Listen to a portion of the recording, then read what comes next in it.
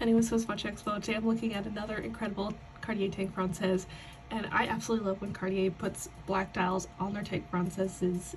It does not happen very often, so I'm always pretty excited when we get one in.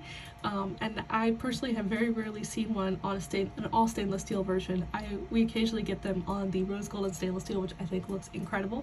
But I love the all stainless version. I think it's an excellent watch for every single day.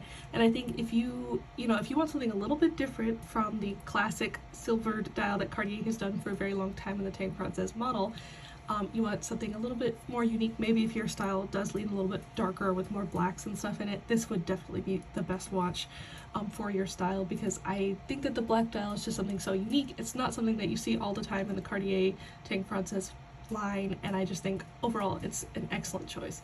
So if you are looking for a Cartier Tank Francaise, we have this one in stock right now, which is pretty rare, but we also have tons of other classic Cartier Tank Francaise models in stock at SwissWatchExpo.com.